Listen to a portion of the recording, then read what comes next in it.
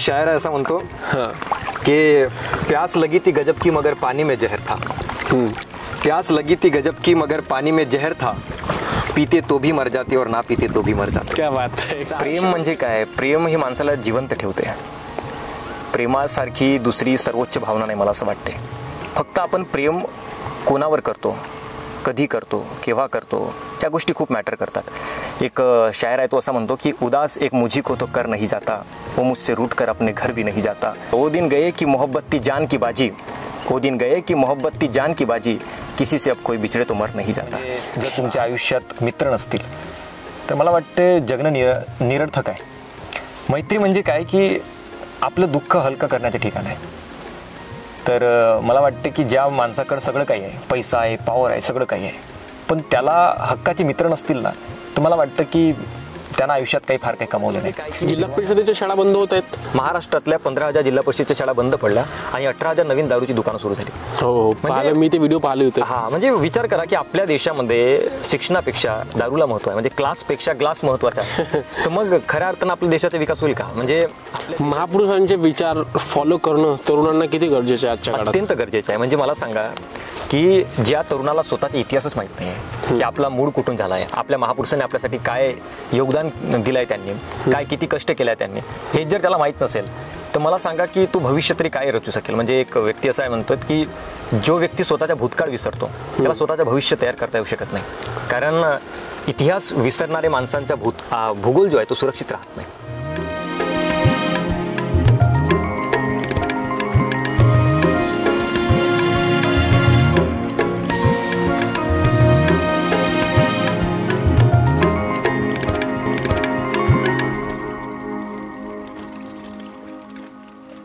नमस्कार, मी संघर्ष। आपण झकास मराठी पाहतात। झकास मराठीवर आपण नेहमी वेगळे विषय घेऊन तुमच्या समोर येण्याचा प्रयत्न करतो। आज आपण गोंदिया जिल्ह्यात आहोत। गोंदिया जिल्ह्यातील सालेकसा तालुक्यात आहोत। अतिदुर्गम असा निसर्गरम्य भाग आहे। ह्या भागात आज आपण आलो आहोत आणि येण्याचं कारण म्हणजे आज आपण तुमच्या समोर अशा व्यक्तीशी भेटवणार आहोत, अशा व्यक्तीशी चर्चा करणार आहोत की ज्यांचं बोलणं ऐकून, ज्यांचं प्रभावी बोलणं ऐकून नेहमी नक्की तुम्ही त्यांचे फॅन होणार आहात। आपण मागे रील स्टार्स नावाचे कार्यक्रम सुरू केले, ज्या ठिकाणी आपण सोशल मीडियावर जे इन्फ्लुएन्सर्स आहेत, जे प्रसिद्ध लोक आहेत, त्यांच्याशी आपण चर्चा करतो, कशा प्रकारे ते कामं करतात, त्यांचा समाजात काय इम्पॅक्ट पडतो आपण दाखवण्याचा, चर्चा करण्याचा आपण प्रयत्न करतो। आज आमच्यासोबत चर्चा करण्याकरिता, बोलण्याकरिता महाराष्ट्रातील सुप्रसिद्ध कवी, व्याख्याते, प्रबोधनकार ज्यांना म्हणता येईल ते जितेंद्र दादा आसोले आमच्यासोबत आहेत। त्यांच्याशी आपण चर्चा करणार आहोत।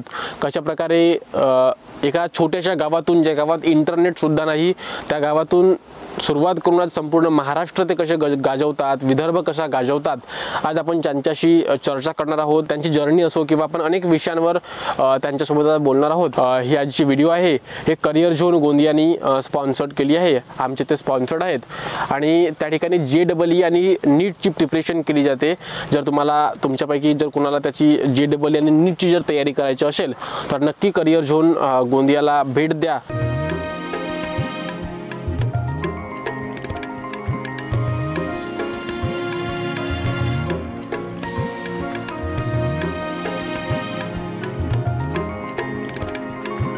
जितेंद्र दादा, स्वागत आहे तुमचं झकास मराठीवर।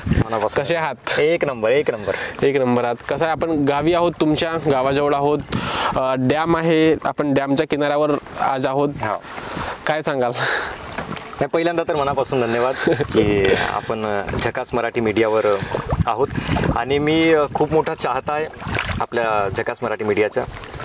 आणि आपण ज्या ठिकाणी सध्या आहोत, कोणते ठिकाण आहे हे? सध्या कोटरा डॅम आहे। कोटरा डॅमचा हा मागासला भाग जो आहे, म्हणजे मागचा भाग आहे, डॅमचा मागचा भाग। बरं। आणि इथे हा तुम्ही बघू शकता, इतकं सुंदर नाही दृश्य, की छान दृश्य आहे, पाणी आहे, पाण्याच्या लहरा आहेत। बिलकुल।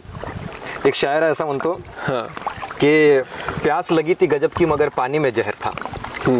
प्यास लगी थी गजब की मगर पानी में जहर था, पीते तो भी मर जाते और ना पीते तो भी मर जाते। क्या बात आहे। आयुष्यामध्ये कधी कधी अशी परिस्थिती, अशी सिच्युएशन येते ज्यात काय करावं आणि काय नाही करावं अशा वेळी माणूस गुरफटलेला असतो। तर मला जेव्हा कधी वाटलं, निवांत व्हावंसं वाटलं आयुष्याच्या धकाधकीपासून, तेव्हा मी इकडे येतो. माझं गाव म्हणजे हेटीटोला, छोटंसं गाव, आणि तिथून कोटाड्या म्हटलं तर 3-3.5 किलोमीटर म्हणजे हाकेच्या अंतरावर असलेला गाव आहे. आणि इथे असलेला हा जो धरण आहे, पुजारीटोला धरण ज्याला म्हणतो आपण. पुजारीटोला धरण. हा, तर इथं मी आल्यानंतर मला थोडं निवांत झाल्यासारखं वाटतं, त्यामुळे मी इथे येत राहतो अधूनमधून. बरं, छोटंसं तुमचं गाव आहे आणि ह्या गावातूनच तुम्ही शाळा शिकली इथंच आजूबाजूलाच. हो. आणि आज व्हिडिओ बनवता, व्याख्याते आहात, संपूर्ण महाराष्ट्राभर फिरता, लोकांना जागरूक करण्याचं काम करता. ज्या गावात साधा इंटरनेट सुद्धा चालत नाही त्या गावातून तुम्ही एक इन्फ्लुएन्सर्स आहात. सोशल मीडियावर तुमचे लाखो फॉलोअर्स आहेत, लाखोंमध्ये लोक तुम्हाला, करोडो लोक पाहतात. ज्या गावात इंटरनेट नाही त्या गावातून आपण सुरुवात केली. नेमकी कशी झाली ह्या तुमच्या कामाची सुरुवात? का वाटलं की आपण व्याख्याते बनावं, प्रबोधनकार बनावं, लोकांना जागरूक करावं? कसं झाली सुरुवात? नाही, पहा कसं झालंय की तुमच्यात जर जिद्द आणि इच्छाशक्ती असेल तर मला वाटतं तो व्यक्ती कुठेही असला तरी तो पोहोचू शकते आणि कोणत्याही परिस्थितीमध्ये तो यशाला गवस नाही घालू शकते. माझे गाव म्हटलं तर छोटंसं गाव हेटीटोला, आणि समोर आणखी जाऊ. अत्यंत मायाडू असला गाव, म्हणजे प्रेमळ लोक आहेत तिथले. बरं. त्याच गावात मी लहानाचा मोठा झालो. 4थी पर्यंतचं शिक्षण तिथलं जिल्हा परिषदेच्या शाळेत. बरं. आणि ते सगळं करत असताना, आणि तुम्ही जसं बोललेत की इंटरनेटची खूप हो, आम्ही आलो ना, इंटरनेटही मोबाईलवर नाही, फोनही लागत नाही त्या गावातून. म्हणजे जिओ असो, एअरटेल असो, कोणत्याही सिमचे म्हणजे नेटवर्क काही विशेष चालत नाही आपल्याकडे. मी तर इथपर्यंत बघितलंय, म्हणजे इन्फ्लुएन्सर होण्याआधीचा जो पिरियड होता, एक साधं 30 सेकंदाचा व्हिडिओ जरी मला अपलोड करायचा असला तरी मला अर्धा तास, पाऊण तास वाट पाहावी लागत होती. म्हणजे इंटरनेटची स्पीड बघा किती कमी असेल. तर त्या छोट्याशा गावात जेव्हा मी होतो, आणि आहे आताही तिथेच राहतो, तर काही का असो, जरी इंटरनेट नसेल, शहरामध्ये इंटरनेट 5G ची स्पीड नसेल, पण मला गावात जी शांती आहे ती अनलिमिटेड आहे. त्यामुळे मला वाटलं की अशा शांत वातावरणामध्येच एक काय म्हणतात चांगला कंटेंट तयार होऊ शकते. 28 दिवसानं संपत नाही. हा, संपत नाही, ते परमनंट आहे. परमनंट. त्यामुळे तो प्रवास तिथून सुरू केला मी. आधीपासूनच लहानपणापासून आवड होती भाषणाची, वक्तृत्वाची. लहानपणापासून तर संस्कार मिळत गेले. आजोबा आमचे आधीपासूनच आध्यात्मिक वृत्तीचे होते, आई वडील त्याच वृत्तीचे. त्यामुळे लहानपणापासून ते जे बाळकडू जे म्हणतात वक्तृत्वाचे, ते मला मिळत गेलं. आणि मग काय झालं की या क्षेत्रामध्ये आपण वडावं. 2021-22चा जो काळ होता, कोरोनानंतरच्या, त्यावेळी एक वक्ते आले होते, मी बघितलंय आमच्या सालेकसाला. मला असं वाटलं की आपण या क्षेत्रात काहीतरी करू शकू. हा क्षेत्र काम कसा करतो, किंवा या क्षेत्रात जर आपल्याला उद्या चालून जर काम करायचं असेल तर कोणकोणत्या गोष्टी आपल्या लक्षात घ्याव्या लागतील, किती अभ्यास आपल्याला वाढवावा लागेल, त्या पद्धतीने मग आपला सुरू ठेवलाय. आणि पण आता म्हणतात नाही की आज सोशल मीडियाचं जग आहे, आणि सोशल मीडियावर जर तुमची कमांड असेल तर तुम्हाला जगभर डिमांड भेटेल. मग मी काय केलं की हळूहळू सोशल मीडियावर कंटेंट करायला तयार करायला सुरुवात केली. आणि सुरुवातीला जसं आता तुम्ही सुद्धा ह्या इंडस्ट्रीमध्ये आहात सोशल मीडियाच्या, त्यामुळे तुम्हाला माहित आहे की इथं सहजासहजी आपल्याला यश मिळत नाही. त्यामुळे मी सुद्धा 1-1.5 वर्ष सतत काम करत राहिलो. आणि त्याच्यानंतर मग काय झालं की एका व्हिडिओला अचानक बूस्ट मिळाला. ते डॉक्टर बाबासाहेब आंबेडकरांचा एक व्हिडिओ होता इंस्टाग्रामला, आणि त्या व्हिडिओला महाराष्ट्रभरातून जवळपास 50-1 लाख लोकांनी तो व्हिडिओ बघितला. डायलॉग तुमचं ते फेमस झालं, कोणतं डायलॉग ते म्हणजे देव कुठं राहतो, देव मंदिरात राहतो, मंदिर कोणाच्या हाताखाली, मंदिर पुजाऱ्याच्या हाताखाली, पुजारी कोणाच्या हाताखाली, पुजारी ट्रस्टीच्या, ट्रस्टी कोणाच्या हाताखाली, ट्रस्ट राज्य सरकारच्या, राज्य सरकार कोणाच्या हाताखाली, राज्य सरकार केंद्र सरकारच्या, केंद्र सरकार कोणाच्या हाताखाली, केंद्र सरकार संसदेच्या हाताखाली, संसद कोणाच्या हाताखाली, संसद राष्ट्रपतीच्या हाताखाली, राष्ट्रपती कोणाच्या हाताखाली, राष्ट्रपती हा संविधानाच्या हाताखाली, आणि संविधान कोणाच्या हातात आहे, परमपूज्य बोधिसत्व डॉक्टर बाबासाहेब आंबेडकरांचे. आणि मी नेहमी असं म्हणतो की मला सोशल मीडियावर मोठं करणारं जर कोणी नाव असेल, जे महापुरुष असेल, ते डॉक्टर बाबासाहेब आंबेडकर आहेत. त्यांच्यामुळेच मी आज महाराष्ट्रभरापर्यंत थोडाफार पोहोचू शकलो. काय सांगाल डॉक्टर बाबासाहेब आंबेडकरांविषयी? तुमचे आयडियल आहेत माझे, त्यांच्या एकंदरीत त्यांच्या जीवन प्रवासाकडे कसे पाहता आपण? डॉक्टर बाबासाहेब आंबेडकर म्हणजे मला वाटतं की माझ्यासाठीच नाही तर माझ्यासारख्या करोडो लोकांसाठी प्रेरणेचे स्रोत आहेत. बाबासाहेब आंबेडकरांचा जेव्हा जीवनपट मी बघितला आहे, आणि मी जेव्हा सुरुवाती केली होती प्रबोधनाची, तर मला वाटलं की यार बाबासाहेब आंबेडकरांच्या बाबतीत आपण बोलावं आणि त्यांच्या बाबतीतली जी जागरूकता आहे ते सर्वसामान्य लोकांपर्यंत पोहोचावं. आपण काय केलं की बाबासाहेबांना एका ठराविक जातीपुरतं, एका ठराविक धर्मापुरतं मर्यादित करून ठेवला आहे. पण तो व्यक्ती मानव जातीचा होता, निवड कोणा एका जातीपुरतं मर्यादित नव्हता. तर मला असं वाटलं की बाबासाहेबांचे विचार जास्तीत जास्त लोकांपर्यंत पोहोचवण्यात आपला जर कुठं हातभार लागत असेल तर ते आपल्यासाठी बेनिफिशियल आहे. त्यामुळे मी जाहीरपणे सांगतो की मला सोशल मीडियावर मोठं करणारं नाव म्हणजे डॉक्टर बाबासाहेब आंबेडकर आहेत. आणि त्याच्यानंतर मग हळूहळू आपला कंटेंट वाढत गेला. त्याच्यानंतर बाबासाहेबांचे विचार असोत किंवा छत्रपती शिवाजी महाराजांचे विचार असोत, हे सर्व विचार मग आपण पोहोचवण्याचे सतत काम करत राहिलो. आणि मग तो प्रवास सुरू राहिला आणि आता इथपर्यंत आहे सुरू. बरं, सोशल मीडिया म्हणजे याला जर तुम्हाला एक्सप्लेन करायचं असेल, सोशल मीडियाची ताकद, शक्ती काय आहे? एका शब्दात सांगायचं झालं ना तर सध्याच्या तारखेमध्ये सोशल मीडिया म्हणजे ब्रह्मास्त्र आहे. ब्रह्मास्त्र आहे. हा, बिलकुल. जर एखादा तुम्ही आर्टिस्ट असाल आणि कोणत्याही फील्डमध्ये असाल, व्हॉट एव्हर मे बी, ज्याही फील्डमध्ये तुम्ही असाल, तुम्हाला जर आपल्या सोशल मीडियाचा जर योग्य वापर करता आला तर मला वाटतं की तुम्ही ग्लोबली रीच करू शकता, तुम्ही ग्लोबली पोहोचू शकता.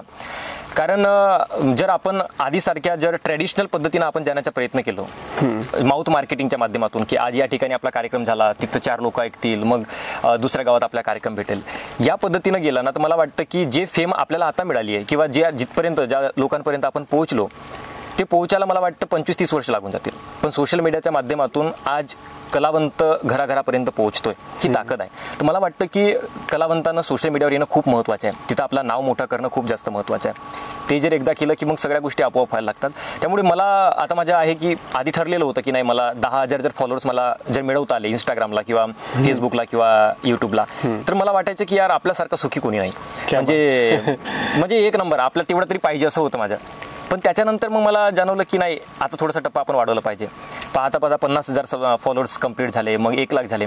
आता टार्गेट आहे की आपण 1 मिलियनपर्यंत जाऊया आणि तो टार्गेट घेऊन मी आता सध्या काम करतोय. आणि सोबतच मी जो एक एम धरून चाललो होतो की आपण आपल्या विचारांच्या माध्यमातून लोकांपर्यंत पोहोचूया, आपले सकारात्मक विचार, पॉझिटिव्ह विचार लोकांपर्यंत पोहोचूया, महापुरुषांचे विचार लोकांपर्यंत पोहोचूया. आणि मी लिटरली सांगतो की बरेच माझे विचार ऐकून कित्येक लोकांचे मला फोन येतात दर दिवशी, जे म्हणतात की सर तुमचे व्हिडिओ बघून खूप प्रेरणा भेटते, जीवन जगण्याची एक नवी आशा उमलते. त्यामुळे ती आपली पोचपावती कसं वाटतं तेव्हा जेव्हा नाही, खरंच असं वाटते की पोचपावती मिळाली आपल्या कार्याची. नाहीतर आपलं काय, शेवटी जनता जनार्दन आहे आणि तेच शेवटी आपल्या डोक्यावर घेते आपल्याला. त्यामुळे मला असं वाटतं की माझे विचार त्यांच्यापर्यंत पोहोचून जर त्यांना सकारात्मकता, खूप सारे विषय आहेत सोशल मीडियावर, जसं कॉमेडियन्स आहेत, डान्सर्स आहेत, एज्युकेशनलमध्ये व्हिडिओज बनवले जातात. म्हणजे नेमकं पण ह्याच विषयाकडे, कारण खूप पाहणाऱ्यांची संख्या कमी आहे याच्यामध्ये, टार्गेट जे ऑडियन्स आहे, असं वाटलं नाही का किंवा त्याचा कमी ऑडियन्स आहे, आपण याच्यात आपल्याला सक्सेस भेटेल ह्या फील्डमध्ये? बरोबर. कधी नाही, तुम्हाला सांगतो दादा, कसं आहे की मुजरा करून किंवा कमर हलवून फॉलोअर्स वाढतात, पण शेवटी काय म्हणतात की इज्जत वाढत नाही. तो एक कारण आहे. मला कायम असं वाटायचं की क्षेत्र कोणताही असो, जर तुम्हाला ते डिलिव्हर करण्याची तुमच्यात जर धमक असेल ना, तर तुम्ही ग्लोबली रीच आउट करू शकता, महाराष्ट्रभर पोहोचू शकता. बरेच कंटेंट आहेत आणि प्रत्येक कंटेंटची आपापली एक व्हॅल्युबिलिटी आहे त्या फील्डमध्ये. कॉमेडी असो, मग एंटरटेनमेंट असो, तो.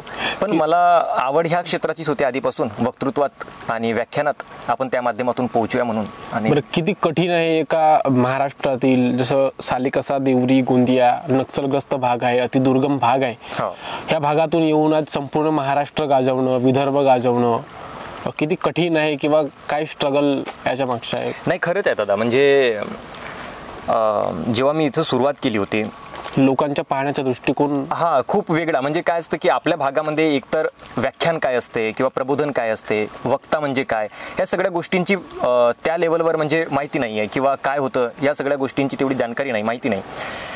मी जेव्हा सुरुवात केली होती तेव्हाचा काळ थोडा वेगळा होता. म्हणजे तेव्हा काही सोशल मीडिया तितका काही एकदम पीक पॉईंटवर नव्हता जसं आता आहे सध्या. 3-4 वर्षांआधीची जर गोष्ट केली, मला बाय प्रोफेशनल 3 वर्ष झाली या क्षेत्रामध्ये, 2022 ते आता 2025 पर्यंत. तर या क्षेत्रामध्ये स्ट्रगल आहे. स्ट्रगल तिथपर्यंत आहे जोपर्यंत तुम्ही मानता की यात रस्ता कठीण आहे किंवा असा आहे तसा आहे. प्रत्येक क्षेत्रामध्ये स्ट्रगल येतोच, पण जर तुम्ही स्ट्रगल जर भोगू शकत नसाल, राम बनना है तो वनवास भोगना ही पडता है. आणि मला वाटतं की प्रत्येक क्षेत्रामध्ये करिअर करता येऊ शकते, फक्त ते तेवढी पचवण्याची, ते जे कष्ट आहे ते पचवण्याची ताकद आपल्यात आहे का, कष्ट झेलण्याची ताकद आहे का, त्याच्या आधारावर तुम्हाला येणारी सक्सेस तुम्हाला मिळत असते. त्यामुळे मला असं वाटतं की त्या पिरियडमध्ये जी काही मी मेहनत घेतली, सोशल मीडियावर असो किंवा पर्सनॅलिटी ग्रोथमध्ये असो किंवा आपल्या ज्ञानामध्ये असो, त्या पिरियडमध्ये मी जवळपास 100 ते 150 वेगवेगळे आत्मचरित्र वाचले महापुरुषांचे.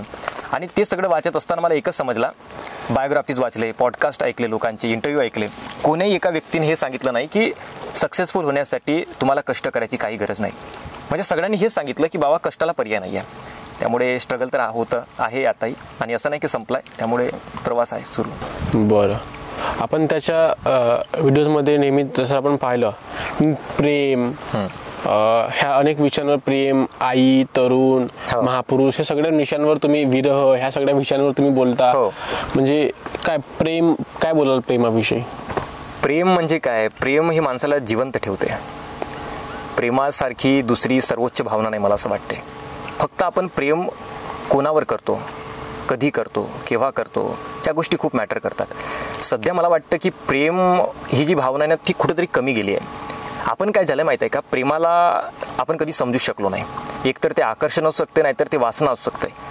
आपण त्याला प्रेम म्हणणं मला वाटतं आजच्या काळात किंवा आताच्या पिढीनं, ते आजकाल काय झालं, दर आठवड्याला खरं खरं प्रेम होते आताच्या युवा पिढीला. त्यामुळे ते शोधणं आणि त्यांच्या मुखातून प्रेमाची व्याख्या ऐकणं ते खूप हे वाटतं. तर मी काय करतो की मी माझ्या कंटेंटच्या माध्यमातून प्रेम काय असतोय, मैत्री कशी असावी, विश्वासघात झालेल्या व्यक्तीनं कसं स्वतःला सावरावं, तर ह्या गोष्टी मी आपल्या कंटेंटच्या माध्यमातून लोकांपर्यंत पोहोचवण्याचा प्रयत्न करतो. कारण मला असं वाटतं की आपली युवा पिढी काय झाली की जे बॉलिवूडमध्ये जसं घटना घडतायत, बॉलिवूडमध्ये जो हिरो जशी हेअरस्टाईल ठेवते किंवा मुलगी ज्या पद्धतीनं वागते, तर आपलं काय त्याचे अनुकरण करण्याचा प्रयत्न करतात. त्यामुळे आधीच्या काळामध्ये तुम्ही बघा काय सुंदर होती यार प्रेमाची व्याख्या. लोक म्हणजे एक शायर आहे तो असं म्हणतो की उदास एक मुझी को तो कर नहीं जाता, वो मुझसे रूठ कर अपने घर भी नहीं जाता, वो दिन गए की मोहब्बत ती जान की बाजी, वो दिन गए की मोहब्बत ती जान की बाजी, किसी से अब कोई बिछड़े तो मर नहीं जाता. तर आताच्या काळामध्ये ते सगळं मला वाटतं की ते अवेअरनेस पसरवण्याचं काम माझ्या माध्यमातून त्या कंटेंटच्या फेवरेट टॉपिक्स कोणत्या तुमचे, म्हणजे कोणत्या विषयावर बोलायला तुम्हाला आवडतं, लोकांशी चर्चा करायला आवडते? मला जर कोणी विचारेल की तुमचे आवडते टॉपिक्स कोणते आहेत, तर मला सर्वात जास्त युवा पिढीच्या समोर व्यक्त व्हायला आवडते. त्याच्यात मग प्रेम असो, मैत्री असो, करिअर असो, ह्या सगळ्या गोष्टी. महापुरुषांचे विचार तर मी सांगतो जगाला, पण ते सोप्या शब्दामध्ये मी कसं लोकांपर्यंत पोहोचवेन. कारण बरेच वक्ते असे आहेत ज्यांनी विषयाला कॉम्प्लिकेटेड करून ठेवला आहे. त्यामुळे तरुणाई असो किंवा बसलेले श्रोते असोत, गावाखेड्यातले लोक कसे असतात ना, ते त्यांच्यापर्यंत सोप्या शब्दात जर आपण पोहोचवू शकलो आपला कंटेंट, तर मला वाटतं तो जास्त बेनिफिशियल राहते. तर मला प्रेम असो, मैत्री असो, करिअर असो, महापुरुषांचे विचार असो, छत्रपती शिवाय असो, बाबासाहेब असोत, या सर्व विषयावर बोलायला खूप जास्त आवडते. आणि आपली भाषा किती इम्पॉर्टंट आहे, कारण आपण विदर्भात राहतो, त्यात इकडे भंडारा गोंदिया जिल्हा झाडीपट्टी म्हणून आमच्या क्षेत्राची ओळख आहे. आणि आपण ह्या ठिकाणी आपण निघलं की आमची भाषा अशी वेगळी असते. वऱ्हाडी भाषा, आमची भाषा, वऱ्हाडी भाषेचा समावेश आहे आमच्या भाषेमध्ये. आणि इथून निघून आज महाराष्ट्रात बोलणं, पश्चिम महाराष्ट्रात बोलणं, मराठवाड्यात बोलणं, आणि खूप भयानक असे वक्ते आहेत जे एकदम शुद्ध मराठी पुण्याचे आहेत किंवा पश्चिम महाराष्ट्रातले आहेत, ते बोलतात. तर इथून ह्या अतिदुर्गम भागातून जाऊन वऱ्हाडी भाषेचा समावेश आमच्या भाषेत आहे, त्या ठिकाणी जाऊन त्या लोकांना समजावणं किंवा कॉम्पिटिशन, का प्रत्येक क्षेत्रामध्ये आता कॉम्पिटिशन आहे, किंवा ह्या क्षेत्रामध्ये स्वतःला बळकट बनवून ठेवणं किती कठीण आहे, काय सांगाल याविषयी? नाही, तुम्ही जसं बोललात की भाषेच्या बाबतीतला काय, तुम्हाला सांगतो, स्वतःची जी मायबोली असते, आपण सगळे झाडीपट्टी भाषेतलं, मला प्रचंड गर्व आहे. मी कायम असं मला वाटायचं की नाही, हे लोक ज्या प्रामाणिक भाषेत बोलतात, नाही का, साहित्यिक भाषेत बोलतात, आपल्याला तसं बोलता आलं पाहिजे. पण नंतर मला एका व्यक्तीने सांगितलं की नाही, आपण, आपली आई कशी असली ना म्हणे, आपली आई लुगडं घालणारी असली, साडी घालणारी असली, तरी ती जगातली सर्वात सुंदर स्त्री असते. आपली मायबोली जी आहे, आपली झाडीपट्टी, ज्या भाषेत आपण बोलतो त्याच भाषेत व्यक्त व्हायचं. मी आधीपासून ठरवलं की नाही, मग तसं आहे ना, तर मग आपण आपल्या भाषेत व्यक्त व्हायचं. माझ्या बाबतीत काय होत होतं की मी जेव्हा साहित्य बोलण्याचा प्रयत्न करत होतो ना, तेव्हा मला वाटायचं की मी असं मोकळ्या मनाने व्यक्त होत नाहीये. मी नवीन जे नवोदित वक्ते आहेत त्यांना सुद्धा मी हेच सांगतो की आपल्या भाषेमध्ये कॉपी जर केलं तर कोणाला केव्हापर्यंत कॉपी करू, किंवा भाषेची कॉपी आपण केव्हापर्यंत करूया? बरोबर, केव्हा ना केव्हा आपला नॅचरल व्हाच लागेल. मी कायम सांगतो, कित्येक लोक आहेत जे मायबोलीतून वर आलेले आहेत. आपले कराडे सर असोत, विठ्ठल कांगणे सर असोत, सिंधुताई सपकाळ असोत, असे बरेच वक्त्यांची लिस्ट आपल्याला काढता येऊ शकेल जे स्वतःच्या मायबोलीतून मोठे झालेले वक्ते आहेत. त्यामुळे मला कायम असं वाटतं की मी माझ्या मायबोलीतूनच मोठं व्हावं. आणि दुसरी गोष्ट की लोकांना म्हणजे काय ऐकताना कसं वाटते, तर पश्चिम महाराष्ट्रामध्ये त्यांना तुम्हाला सांगतो की त्यांना आमची जी वऱ्हाडी भाषा इकडची, फार गर्व वाटते, त्यांना एक मायेच्या ओलावा वाटते, त्या Interest येते इंटरेस्टिंग वाटते की यार काय भाषेमध्ये. भारी बोलतोय ह्या. तर त्यांच्यासाठी सगळं नवीन राहतं. त्यांच्यासाठी एकदम नवीन, म्हणजे असं काही नाही की नाही तुम्ही आलात तिकडे साहित्यिकच बोलायला पाहिजे. मला बऱ्याचदा असं होतं की मी नांदेड भागात गेलो की तिकडे मला काय ज आणि च मध्ये माझ्या उच्चारण स्पष्ट नाही असल्याचं सांगतात ते. ड आणि ड मध्ये उच्चारण मी कायमच म्हणतो की माझा विचार तुम्हाला पटला शाळा श, हा शाळा श त्याच्यामध्ये बाणाचा न, तिथं थोडा फरक. तर मला काय असं वाटायचं की यार आपली कुठेतरी गडबड होतीये का, आणि ते सगळं आपण त्याला खूपदा ट्राय पण करतो की आपण त्याला हे करावं, हा. स्पष्ट करावं, पण होत नाही. माझ्यापासून मलाही खूप अडचणी आहेत की या सगळ्या गोष्टींमध्ये काही शब्द आहेत की आपण किती जर प्रयत्न केला हा. तरी आपण लहानपणापासून बोलत असल्यामुळे ते सुधरतच नाही. आणि ते मला असं वाटतं की ते लहानपणापासून इनबिल्ट आहे आपल्या ती भाषा, आणि ती खरं सांगतो जीवनभर नाही सुधारणार ती. आणि मला वाटतं सुधारायची गरजच काय आहे, ती आपल्यात आहे. एक म्हणतात ना, हे मायबोली आपली माय आहे, बाकी इतर जे असतील ते आपल्या मावशीसारखं आहे, तिला मावशीसारखं ट्रीट करा. तर त्यामुळे हे आपली आई आहे, तर मी आईसारखं जोपासतो. मला जसं बोलता येईल मी तसं बोलतो. मला महत्त्वाचे हे आहे की माझ्या अंतकरणातला विचार समोरच्या अंतकरणामध्ये पोहोचला पाहिजे. मग मी कोणत्या भाषेनं पोहोचतो, कोणत्या लँग्वेजच्या माध्यमातून पोहोचतोय, इट डझंट.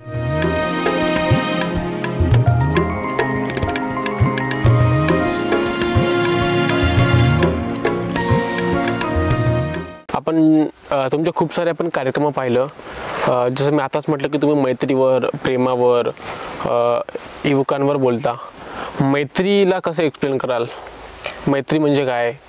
मैत्री म्हणजे मला वाटतं की आयुष्य जगण्याचे कारण आहे. म्हणजे जर तुमच्या आयुष्यात मित्र नसतील तर मला वाटतं जगणं निरर्थक आहे. मैत्री म्हणजे काय की आपलं दुःख हलकं करण्याचे ठिकाण आहे. तर मला वाटतं की ज्या माणसाकडं सगळं काही आहे, पैसा आहे, पॉवर आहे, सगळं काही आहे, पण त्याला हक्काचे मित्र नसतील ना, तर मला वाटतं की त्यानं आयुष्यात काही फार काही कमावले नाही. मी तुम्हाला सांगतो, गावाखेड्यात, आता मी ज्या गावात राहतो माझ्या हिटी टोल्यामध्ये इतके जीवापाड जपणारे माझे मित्र आहेत. सुमित असेल, गज्जू असेल, शुभम आहेत, विजय आहेत, आणि गली मोहल्ल्यातले खूप जीवापाड प्रेम करणारे मित्र आहेत. त्यांच्याकडे जेव्हा मी पाहतो तेव्हा मला असं वाटतं यार की आपण आयुष्यात काय कमावलं ते हे मित्र कमावलेत. जीवभावाचे मित्र आहेत. आणि सोबतच करिअर पॉईंट ऑफ व्ह्यूनं जर बघायला गेले तर खरंच मला या प्रवासामध्ये इतके सुंदर मित्र मिळाले, जिथं मला कधी असं वाटलं की डिप्रेस झाल्यासारखं किंवा काहीतरी डिमोटिवेट झाल्यासारखं. ही प्रत्येकाच्या वाट्याला शेवटी आपणही माणसं आहोत, भावना आपल्यालाही असतात. तर मी शेवटी मित्रांकडे जातो, त्यामुळे ते हक्काचे ठिकाण आहे. तुम्ही आता म्हटलं की डिमोटिवेशन, मोटिवेट कसं ठेवायला पाहिजे स्वतःला. खूप डिप्रेशनमध्ये तरुण जातात, परीक्षांच्या लोड असो किंवा इतर क्षेत्रांमध्ये जर काही प्रॉब्लेम्स आली तर डिप्रेस होतात. त्यांनी कसं मोटिवेट स्वतःला ठेवायचं, कसं मनाला सांभाळून ठेवायचं? मला वाटतं की दुःख प्रत्येकाच्या वाट्याला येतात, आणि मोटिवेशन काय एक एनर्जी सारखं काम करते. आज तुम्ही बघा की काहीतरी एखादं भाषण ऐकलात किंवा काय झालं की तुम्हाला फार जास्त एनर्जेटिक वाटतं की नाही आता मी सगळं काही काम करेन. पण दुसऱ्या तिसऱ्या दिवशी काय होते की तुमचे मोटिवेशन डिले होऊन जाते किंवा मोटिवेशन काम करत नाही. तुम्हाला सांगतो, मोटिवेशन या शब्दावर भर देण्यापेक्षा तुम्ही किती डिसिप्लिन आहात, किती कन्सिस्टंट आहात आपल्या कामाच्या प्रती. तर मी एकच सांगतो कोणालाही की डिमोटिवेट जर तुम्हाला वाटत असेल ना, म्हणजे याचा अर्थ तुम्ही डिसिप्लिन नाही आहात आपल्या कामाच्या प्रती. जे काम तुम्ही सुरू केलं आहे, आता कित्येक मुलं काय स्पर्धा परीक्षांची तयारी करतात, कित्येक मुलं स्टार्टअप काहीतरी सुरू करतात, 2 दिवस करतात, तिसऱ्या दिवशी त्यांना फार काहीतरी डिमोटिवेट झाल्यासारखं वाटतं. मी त्यांना एकच म्हणतो की तुम्ही हे सगळं का सुरू केलं होतात याचा एकदा स्वतःसाठी प्रश्न विचारा. आपण का केलं होतं? मग आता कॉम्पिटेटिव्हला तयारी करणारे पोरं जे असतात ते म्हणतात की नाही माझ्या आईवडिलांना चांगले दिवस दाखवायचे आहेत किंवा मला स्वतःला सिद्ध करायचे आहेत. तर ह्या सगळ्या गोष्टींसाठी मी काम हे सुरू केलं होतं. त्यामुळे तो प्रश्न जेव्हा स्वतःला विचारायचा की मी हे सगळं का सुरू केलं होतं, आणि त्याचं जे उत्तर मिळेल त्याच्यानं तुम्ही स्वतः पुन्हा प्रेरित होता, पुन्हा मोटिवेट होता. तर मी तेच करतो जनरली, मला जर डिमोटिवेट झाल्यासारखं वाटलं तेव्हा. रिस्क घेणं किती गरजेचं आहे? खूप लोक घाबरतात लवकर, काही डिसिजन घेण्यामध्ये, रिस्क घेण्यामध्ये घाबरतात. कसं आपण याला हे कराल? स्वामी विवेकानंद म्हणायचे, take risk in your life. If you win you can lead, if you lose you can guide. Risk न घेण्यामागे माहीत आहे कारण काय दादा, सध्याच्या तारखेमध्ये पोरांना भीती वाटते 2 गोष्टीची. पहिलं म्हणजे काय की आपण फेल्युअर. पहिलं तर आहे फेल्युअर, अपयश मिळणं, म्हणजे अपयश मिळणं. आणि दुसरं म्हणजे लोक काय म्हणतील जर आपण हरलो तर किंवा पडलो तर. त्या 2 गोष्टीच्या पायीच पोरं रिस्क घेत नाही. पण तुम्हाला सांगतो, जर जितकी तुम्ही मोठी रिस्क घ्याल, आणि ते मला वाटतं कॅल्क्युलेटेड रिस्क, म्हणजे आपण पडलो तर आपण एकदम तुटफुट होणार इथपर्यंत रिस्क घ्यायची नाही आहे. पण मला वाटतं की प्रत्येक तरुण पोरानं रिस्क घ्यावं. म्हणजे जसं नाही का की आज प्रत्येकाला सिक्युरिटी हवी आहे. जॉब कशासाठी करतो आपण, खास करून गव्हर्नमेंट जॉब कशासाठी करतो, कारण तिथं सिक्युरिटी आहे. मला वाटतं की एक रिस्क टेकिंग कॅपेबिलिटी प्रत्येक मुलामध्ये त्याच्यामध्ये असणं खूप जास्त महत्त्वाचं आहे. रिस्क नसेल तर तुम्ही बोलताय ना, ती एक हर्षद मेहताची मूवी होती स्कॅम 1992, त्याच्यामध्ये डायलॉग होता की रिस्क आहे तो इश्क आहे आणि ते जर असेल तर शेवटी तुम्ही जग जिंकू शकता. बरं, आपण ह्याच निसर्गरम्य वातावरणात आहोत. आणखी दुसऱ्या ठिकाणी आपण जाऊ, बाजूलाच डॅम आहे, धरणावर आपण बोलू. नेमका धरण कसा आहे तुम्ही दाखवा आम्हाला, है ना? नक्की नक्की नक्की.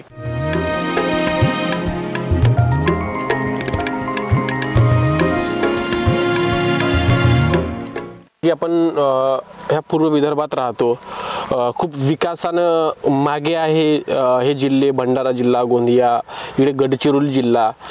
युवकांना मोठ्या प्रमाणात रोजगार भेटत नाही. जसं आपण झकास मराठीवर आपण नेहमी ग्राउंड रिपोर्ट्सच्या माध्यमातून आपण युवकांशी, बेरोजगारांशी, ग्रामीण क्षेत्रामध्ये राहणाऱ्या लोकांशी आपण जेव्हा बोलतो, बरोबर, त्यांच्या खूप समस्या आहेत की तर रोजगाराची साधन नाही आहेत, दळणवळणीच्या साधने नाही आहेत, रोड रस्ते उत्तम नाही आहेत. त्यामुळे अनेक समस्यांचा सामना करावा लागतो. कसं आपण ह्या परिस्थितीला आपण कसं एक्सप्लेन कराल? कसं आहे संघर्ष, तुम्हाला सांगतो की इन्फ्रास्ट्रक्चर वाईज जर बघायला केलं ना, तर आपण आपल्या भागातला विकास बघितला तर खूप कमी आहे. ज्या हिशोबानं जितका डेव्हलपमेंट व्हायला पाहिजे होता तितका डेव्हलपमेंट आपल्याला बघायला नाही मिळत आहे. राहिली गोष्ट काय की मला वाटतं की ह्या भागामध्ये जर अजून मोठ्या प्रमाणात पर्यटन विकास म्हणजे होऊ शकतो. इकडे कचारगड आहे बाजूलाच आहे, कचारगड इथून साधारण 25 किलोमीटर वर ती एशियातील सगळ्यात मोठी गुफा म्हणून त्याची ओळख आहे. हो, बिलकुल. आदिवासी समाजाचं उगमस्थान म्हणून ओळख आहे. त्या ठिकाणचा सुद्धा विकास होणं गरजेचं आहे. बिलकुल बिलकुल. तर मला वाटतं की हे सगळे काही एकाच टप्प्यातले असतात. एखादा व्यक्ती जर कचारगडची गुफा पाहायला आला ना, तो त्याला वाटतं की नाही आपण आजूबाजूला असलेले 2-3 स्पॉट सुद्धा पाहावे. हाजरा फॉल आहे, हाजरा फॉल आहे, त्याच्यातच मग आपला हा धरण सुद्धा येतो. आणि तुम्हाला सांगतो लिटरली हजारो लोकांना व्हिजिट करतात त्या पावसाळ्याच्या दिवसांमध्ये.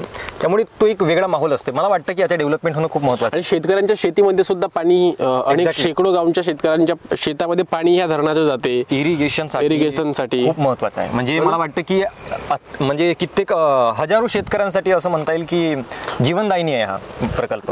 महत्त्वाची काय समस्या जे सांगायचं गेलं तर एक रोजगार हा एक महत्त्वाचा प्रश्न आहे. कित्येकाच्या हाताला काम नाही, त्यामुळे बाहेर स्थलांतरित होतात, शहरात जातात. राहिली गोष्ट शिक्षणाचा दर्जा मला वाटते की अजून थोडा इम्प्रूव्ह झाला पाहिजे. ज्या पद्धतीनं शहरीकरणामध्ये ज्या शिक्षणाला जो स्केल आहे तो आपल्या गावाखेड्यामध्ये नाही आहे. त्यामुळे मला वाटतं की गावाखेड्यातला शिक्षणाचा स्तर सुद्धा दुरुस्त झाला पाहिजे.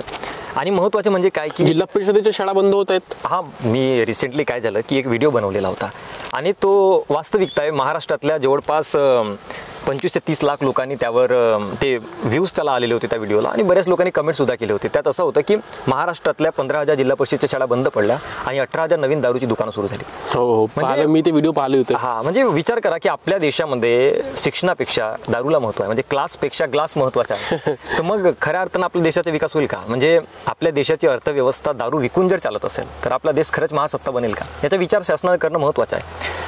तर जिल्हा परिषद शाळा गावाखेड्यामध्ये आहेत तोपर्यंत शिक्षण जिवंत आहे असं मला वाटते. जिल्हा परिषद शाळा बंद म्हणजे गावाखेड्यातल्या पोरांचं शिक्षण बंद. तर त्यासाठी सुद्धा शासनानं काम करणं महत्त्वाचं आहे.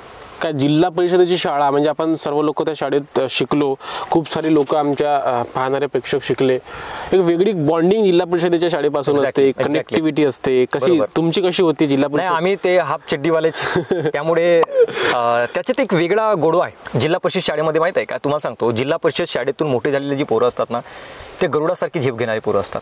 म्हणजे त्यांच्यात लहानपणी काय त्यांना माहिती आहे किती स्ट्रगल करून सगळं करावं लागलंय. माझ्या 1ली ते 4थीपर्यंतचं शिक्षण जिल्हा परिषद शाळेतच झालंय. आणि सध्या मला कायम असं वाटते की ज्या मायमाऊलीनं आम्हाला शिकवलंय, शिक्षण दिलंय आपल्याला, तिला आता जर सध्या ह्या सगळ्या गोष्टी घडत असतील, ते शाळा बंद होत असतील, शाळा जर बंद होत असतील, तर मला वाटतं की त्याच्यावर काम करणं महत्त्वाचं आहे. कित्येक पोरांचं आयुष्य उद्ध्वस्त होऊन जाईल शाळा बंद पडल्यात. कारण गावाखेड्यामध्ये शिक्षणाच्या बाबतीतली जागरूकता नाही आहे ज्या मोमेंटला, ज्या लेवलला पाहिजे. तर त्यासाठी विकास कामं करणं शासनानं महत्त्वाचं आहे. महापुरुषांचे विचार फॉलो करणं तरुणांना किती गरजेचं आहे आजच्या काळात? अत्यंत गरजेचं आहे. म्हणजे मला सांगा की ज्या तरुणाला स्वतःचा इतिहासच माहीत नाही आहे की आपला मूळ कुठून झाला आहे, आपल्या महापुरुषांनी आपल्यासाठी काय योगदान दिलं आहे, त्यांनी काय किती कष्ट केलं आहे त्यांनी, हे जर त्याला माहीत नसेल तर मला सांगा की तो भविष्य तरी काय रचू शकेल. म्हणजे एक व्यक्ती असं आहे म्हणतात की जो व्यक्ती स्वतःचा भूतकाळ विसरतो त्याला स्वतःचं भविष्य तयार करता येऊ शकत नाही. कारण इतिहास विसरणारे माणसांचा भूगोल जो आहे तो सुरक्षित राहत नाही.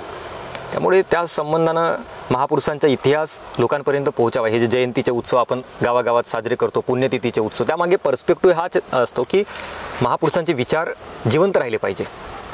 तरुणाईपर्यंत पोहोचलं पाहिजे आणि येणाऱ्या पिढीसाठी ते महत्त्वाचं आहे. ग्रामगीता आहे ते गावागावात यासाठी वाचन झालं पाहिजे त्यांच्या, कारण या संतांनी शेवटी ओव्हरऑल मानवजातीच्या विकासासाठी काम केलं आहे. म्हणजे ग्रामगीतेमध्ये जसं राष्ट्रसंत तुकाराम महाराज म्हणतात की गाव हा विश्वाचा नकाशा, गावावरून देशाची परीक्षा. सगळं काही त्यांचे जर तुम्ही बघितलं, तुम्ही ग्रामगीता जर वाचलीत तर तेव्हा लक्षात येईल की राष्ट्रसंत तुकडोजी महाराजांनी फक्त गावाच्या विकासासाठी काम केलं. आणि त्यांचं एक वाक्य होता की भारत हा खेड्यांचा देश आहे, जोपर्यंत आपल्या खेड्यांचा विकास होणार नाही ना तोपर्यंत आपल्या देशाचा विकास होणार नाही. म्हणजे खेड्यांच्या जे आहेत ना ते देशाचे मेन रूट आहेत, त्यांचा विकास झाला तर समजता येईल की आपल्याला की आपल्या देशाचा विकास झाला आहे. तर तेच विचार, छोटे छोटे विचार वाचून मी मोठा झालो. चाणक्य नीती म्हणून मला लहानपणापासून खूप पाठांतर, लहानपणीच मला माझ्या पाठांतर खूप दांडगा होता.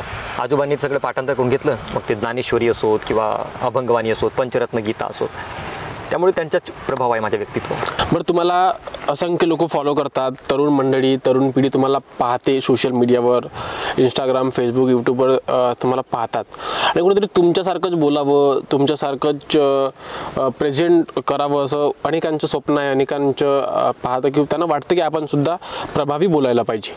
आणि तुम्ही लेखकसुद्धा आहात, तुमचे पुस्तकसुद्धा आहे प्रभावी बोला आणि जग जिंका. बरोबर. नेमकं काय करावं लागेल असं बोलण्याकरिता, नेमकं सुरुवात कुठून करावं लागेल? बघा, मला वाटतं की बोलता तर 4 वर्षाच्या मुलाला येते आणि 70 वर्षाच्या म्हाताऱ्याला सुद्धा येते. बरोबर. पण केव्हा, कुठं, कसं आणि काय बोलावं हे ज्याला जमलं तो समजून जायचं की तो वक्ता बनला. केव्हा, कुठं, कसं आणि काय बोलावं हे ज्याला जमलं ना समजून जायचं की आपल्याला चांगलं बोलता येतं. आणि त्यासाठी मी 2-3 गोष्टीवर काम केलं. पहिले काय केलं की आपल्यातली वक्तृत्व शैली अजून आपल्याला डेव्हलप करता आली पाहिजे. त्यामुळे मग मी काय केलं की भरपूर पुस्तकांचे वाचन केलं. आताच्या काळामध्ये तुमचं जितकं जास्त वाचन राहील, जितकं जास्त तुम्ही ते वाचलेलं तुमच्या लक्षात राहील आणि ते लोकांना तुमच्या म्हणजे जास्त जास्त डिलिव्हर तुम्हाला करता येईल, समजून जायचं की आपण त्या क्षेत्रामध्ये टिकू शकू. तर नवोदित जे आहेत ज्यांना वाटतं की आपण या क्षेत्रामध्ये येऊ, काहीतरी आपण नाव मोठं करू शकतो, त्यांना माझं एवढंच सांगणार राहील की हा सगळा खेळ प्रॅक्टिसचा आहे. तुम्ही जितकी प्रॅक्टिस कराल बोलण्याचा जितका सराव कराल तुम्ही लोकांच्या समोर, तितकं तुम्ही या क्षेत्रामध्ये टिकाव धरून राहू शकाल. त्यासाठी काय की तुमच्याकडे त्या गोष्टीचा नॉलेजसुद्धा असायला पाहिजे. मला माहीत होतं की मला भविष्यामध्ये या सर्व विषयांवर बोलायचं आहे, त्यामुळे मी माझ्या ज्ञान आणि मी माझं वाचन सतत वाढवत राहिलो. एखादा वक्ता नंतर बनतो, पहिल्यांदा तो श्रोता असतो. तुम्ही जर चांगले श्रोते असाल तर तुम्ही नक्कीच एक दिवस चांगले वक्ते बनू शकता. त्यामुळे मला वाटतं की वक्ता बनण्याआधी तुम्ही चांगले श्रोता व्हा, जास्तीत जास्त वक्त्यांचे ऐका, जास्तीत जास्त लोकांचे ऐका. वाचन किती इम्पॉर्टंट आहे? वाचन खूप महत्त्वाचं आहे बरं का. मी आतापर्यंत आयुष्यामध्ये 300च्या वर पुस्तकांचं वाचन केलं आहे, ज्याच्यात मला बायोग्राफीज असोत किंवा इतर लेखकांचे वाचन असो, लिखाण असो त्यांच्या. आणि ते वाचन करत असताना मला एक गोष्ट समजली की आपल्याकडं बंदूक आहे, पण बंदुकीत जर गोळ्याच नसतील चालवायला तर मग काय अर्थ. आपल्याला बोलता चांगलं येतं पण ज्ञान जर चांगलं नसेल, आणि ज्ञानाचा एकमेव सर्वोत्तम जो सोर्स म्हणता येईल नॉलेजचा तो म्हणजे पुस्तक आहे. तर पुस्तकं वाचणं खूप महत्त्वाचं आहे आमच्या क्षेत्रातही. बरं. आणि तुम्ही पुस्तक लिहिलं, काय एक्सपिरियन्स आहेत पुस्तक लिहिता वेळेचे? पहिली पुस्तक मी प्रकाशित केली 2023ला सप्टेंबर महिन्यामध्ये, आणि तो माझ्या आयुष्यातला सर्वात सुंदर अनुभव होता. म्हणजे प्रत्येकाचे एक स्वप्न असते, खास करून माझं स्वप्न होतं की आपल्या नावाचे एकतरी पुस्तक असावं.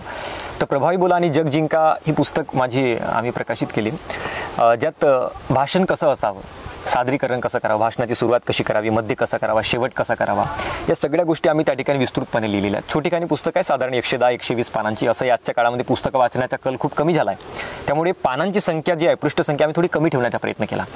तर खूप चांगला प्रतिसाद मिळाला. 1000 कॉपी आम्ही काढलेली होती पहिली आवृत्ती, आणि ते मला वाटतं 4-5 महिन्यातच सोल्ड आउट झाली. आणि आता नव्यानं दुसऱ्या आवृत्तीसाठी आमचा प्रयत्न सुरू आहे, आणि खरंच त्याचा खूप लोकांना फायदासुद्धा झाला ते पुस्तक. आजच्या धावपळीच्या या युगामध्ये अनेक लोक करिअरच्या मागे धावतात, किंवा सर्वांच्या माइंडमध्ये असते, तरुणांच्या माइंडमध्ये की आपलं करिअर चांगलं बनलं पाहिजे. पण समोरचे लोक विचार करतात, उद्यासाठी आज प्रयत्न करतात. नेमकं करिअर म्हणजे काय आहे तुमच्यामध्ये, कसे एक्सप्लेन कराल? मला जर कोणी विचारतो ना की दादा तुमच्या क्षेत्रामध्ये करिअर आहे का, मी त्याला पहिला प्रश्न विचारतो की तुझ्यामध्ये करिअर म्हणजे काय. तर त्यांना वाटतं की नाही, करिअर म्हणजे जिथं पैसा आहे, करिअर म्हणजे जिथं कामाचा जास्त ताण नाही आहे. मी तुम्हाला सांगतो करिअरची, मला जर कोणी विचारेल की काय व्याख्या असेल, तर मी सांगेन की करिअर म्हणजे की एखादा काम करत असताना तुम्हाला त्यात थकवा जाणवत नाही. ते काम करत असताना माणसाला वाटतं यार करतच राहावं, तुम्हाला वाटतं त्यात तुम्ही करिअर करू शकता. मी व्याख्यान क्षेत्रात आहो, तर हे सगळं करत असताना मला रात्री 12 वाजता जरी कोणी उठून म्हणत असेल की दादा चल भाषण करायला चल इथे, तर मी निघून जाणार, कारण मला ते आवडते, ते करायला आवडते. आणि जेव्हा करिअर इस्टॅब्लिश करत असताना मला वाटतं प्रत्येकाने 3 प्रश्न स्वतःला विचारावं. Who am I, where I want to go and how can I reach there. म्हणजे पहिल्यांदा करिअर ठरवत असताना पहिल्यांदा स्वतःला ओळखणं खूप महत्त्वाचं आहे. हू एम आय, मी कोण आहे, माझं अस्तित्व काय, माझ्या पोटेन्शियल काय, माझी स्ट्रेंथ काय, ऑपॉर्च्युनिटीज काय, विकनेस काय, हे सगळ्यांदा पहिल्यांदा ओळखणं महत्त्वाचं असते. आणि जेव्हा माणसानं स्वतःला ओळखलं आहे, जसं मला माहीत होतं की लहानपणी मला चांगलं बोलता येतं, मी चांगला वक्ता होऊ शकतो, हे मी स्वतःला ओळखलं. त्याच्यानंतर दुसरा प्रश्न विचारला, where you want to go, म्हणजे तुम्हाला नेमकं जायचं कुठं आहे. एकदा तुमचं ठरलं ना की आपल्याला इथं जायचं आहे, आपल्याला गोंदियाला जायचं आहे, नागपूरला जायचं आहे, कुठं जायचं आहे, ठरवणं खूप महत्त्वाचं आहे. मी ठरवलं आपल्याला इथपर्यंत पोहोचायचं आहे. आणि एकदा तुमचं ते ठरलं, then how can I reach there, मी तिथं कसा पोहोचेन. तिथं पोहोचण्यासाठी मग तुम्हाला अनेक मार्ग भेटतात. त्यामुळे करिअर इस्टॅब्लिश करत असताना 3 प्रश्न स्वतःला विचारणं खूप जास्त महत्त्वाचे आहेत. आणि मी जसं सुरुवातीला सांगितलं की ते काम करत असताना तुम्हाला मजा आली पाहिजे. कित्येक लोक काय नाक मरडून काम करतात बिचारे, 9 ते 5च्या जॉबमध्ये गुरफटून जातात. त्यामुळे हे सगळं करत असताना याचं भान ठेवणं खूप महत्त्वाचं आहे. म्हणजे मराठी तरुण आहेत, नेमकं नोकरी करावी की व्यवसाय करावा याच्यामध्येच गुंतले आहेत. अनेकांच्या मनामध्ये विविध प्रश्न आहेत. काय त्यांना संदेश द्याल, कसं त्यांनी स्वतःला ह्या गुंतण्यातून बाहेर काढावं, काय नेमकं डिसिजन कसं घ्यावं. नाही, हा मला वाटते की जवळपास 80% तरुणांच्या मनात हाच प्रश्न आहे की नेमकं व्यवसाय करावा की नोकरी करावी. बरोबर. नाही तर मला वाटतं की ह्यासाठी मी बोललो की स्वतःचा पोटेन्शियल नेमकं ओळखा की आपण नेमकं बनलोय कशासाठी. जर तुमच्यामध्ये एंटरप्रेन्योरचे गट्स असतील, तुम्ही जर चांगले व्यावसायिक होऊ शकत असाल, तर 100% तुम्ही छोट्या खाणीपासून किंवा एका छोट्या लेवलपासून तुम्ही सुरुवात करू शकता. आणि तुम्हाला वाटतं की नाही आपल्याला सिक्युरिटी महत्त्वाची आहे, जॉब करणं आवडते, एम्प्लॉई बनणं आवडते, तुम्ही त्या क्षेत्रामध्ये जाऊ शकता. आजच्या काळात काय केलं आहे की काही इन्फ्लुएन्सर लोकांनी किंवा काही लोकांनी तथाकथित एक कॉम्पिटिशन क्रिएट करण्याचा प्रयत्न केला आहे, एंटरप्रेन्योर वर्सेस गव्हर्नमेंट जॉब. काही लोकांना गव्हर्नमेंट जॉब बेस्ट वाटते, काही लोकांना बिझनेस चांगला वाटतं. तर मला वाटतं की सगळ्यांनी आपल्या कुवतीप्रमाणे डिसिजन घेतलं पाहिजे. मन भटकत राहतो, मन भटकणं तो तर आहेच. काय तुम्हाला सांगतो दादा, सध्याच्या काळामध्ये ना लोक काय की इतरांच्या फेम बघून, इतरांकडे असलेला स्टेटस बघून आपल्याकडे ते नाही, हा ईर्ष्याभाव त्यांच्या मनात असतो. एक शायर असं म्हणतो की मिलता तो बहुत कुछ है जिंदगी में, मगर हम गिनती उसी की करते हैं जो हासिल न हो सका. त्यामुळे आपल्याकडे भरपूर काही आहे, पण काय असतं ना की आपली नजर सतत समोरच्या लोकांकडे असते. त्यामुळे जो व्यक्ती इतरांकडे पाहतो ना, तो मला वाटतं की आपल्या जीवनामध्ये फार ग्रोथ नाही करू शकणार. जगाकडे पाहण्यापेक्षा तुम्ही स्वतःकडे पाहणं खूप महत्त्वाचं आहे. तुमची ग्रोथ काय होऊन राहिली आहे, तुमच्या पोटेन्शियल काय, तुमची ताकद काय, तुमची विकनेस काय आहे. इतरांकडे पाहाल तर तुम्हाला शेवटी डिसअपॉइंटमेंट भेटेल. समाजाचं काय योगदान असते, जसं एखाद्या व्यक्तीला बनवण्यामागे समाजाची काय भूमिका असते? अत्यंत महत्त्वाची आहे. आपण ज्या समाजामध्ये वाढतोय, मोठा होतोय ना, तो समाज तुमच्यासाठी पोषक असणं खूप महत्त्वाचं आहे. मी ज्या गावात राहिलोय, माझं छोटंसं गाव हेटीटोला, त्या गावातली माणसं इतकी प्रेमळ आहेत दादा, तुम्हाला सांगतो. त्या गावात मी पहिल्यांदा बोलायला शिकलो. बोलताना माझ्यातून जे काही चुका झाल्या त्यांनी त्या आपल्या पदराखाली घेतल्या, माझ्या पाठीवर कौतुकाची थाप दिली. आणि बाहेर गेल्यानंतर, गावातला एकही माणूस बाहेर गेल्यानंतर जेव्हा कधी प्रश्न येतो की जितेंद्र असले तुमच्या गावचे, ते गर्वानं सांगतात की आम्ही आमच्या गावचा मुलगा आहे. तो सोशल मीडियावर जेव्हा कंटेंट पाहतात तेव्हा गर्वानं सांगतात की आमच्या गावचा पोरगा आहे. म्हणजे गावामध्ये इंटरनेटची बरोबर सुविधा नाही किंवा इतर अनेक सुविधा नसताना सुद्धा जर आपण डेव्हलपमेंट करू शकतो. आणि त्यातल्या त्यात मी तुम्हाला सांगतो, समाजाची भूमिका यात अत्यंत महत्त्वाची तेव्हा ठरते जेव्हा आपल्या हातून काहीतरी चूक घडते आणि समाज जेव्हा ते चूक आपलं लहानसं लेकरू आहे म्हणून लपवून टाकतो, नाही का. तर मला वाटते त्या ठिकाणी समाजाचं सगळ्यात मोठं योगदान ठरतो. बरं, खूप खूप धन्यवाद आमच्यासोबत आज जुळण्याकरिता, चर्चा करण्याकरिता. कसं वाटलं, काय एक्सपिरियन्स आहे? नाही, खरंच खूप मोठा. म्हणजे तुम्ही जेव्हा पहिल्यांदा मला फोन केलात की आपल्याला एक तयार करायचं आहे, इंटरव्ह्यू सारखं घ्यायचं आहे, पहिली गोष्ट तर ही आहे की माझ्यासाठी हा पहिला अनुभव आहे. त्यामुळे याच्या आधी मी कधी कुठं पॉडकास्ट किंवा इंटरव्ह्यू वगैरे कुठं दिले नाही. आणि मला नाही वाटत की मी एवढा काही मोठा झालो आहे म्हणून. अजून हा एक फक्त प्रवासाचा एक छोटासा टप्पा आहे. आपण खूप मोठा काही प्रवास गाठलेला नाही आहे, पण या प्रवासामध्ये असताना जो काही प्रेम लोकांकडून मिळाला आहे, श्रोत्यांकडून मिळाला आहे, तो खूप महत्त्वाचा. आणि झकास मराठी मीडियाचा मी पर्सनली खूप जास्त फॅन आहे की तुमचं कंटेंट मी पाहत राहतो. आणि इलेक्शनच्या कॅम्पेनच्या वेळी तुम्ही जे बेबाक पद्धतीनं तुम्ही जो इंटरव्ह्यू घेता आणि नेत्यांकडून ज्या प्रश्नांचे उत्तर तुम्ही जे एक्सपेक्ट करता, मला वाटतं की सध्याच्या तारखेमध्ये पत्रकारांकडे जो बघण्याचा जो दृष्टिकोन होता, आजच्या काळात जर एखादा म्हणत असेल की मी पत्रकार आहे, तर त्याला विचारावं लागतं कोणत्या पार्टीचा. त्यामुळे तो एक दृष्टिकोन चेंज करून एक तुम्ही ज्या पद्धतीने पत्रकारिता लोकांच्या पुढे जी आणली ते अत्यंत महत्त्वाचे Thank आणि you. झकास मराठी मीडियावर मला येण्याचं या ठिकाणी सौभाग्य मिळालं त्याबद्दल आपले मनापासून आभार. खूप खूप धन्यवाद दादा. थँक्यू. थँक्यू. थँक्यू.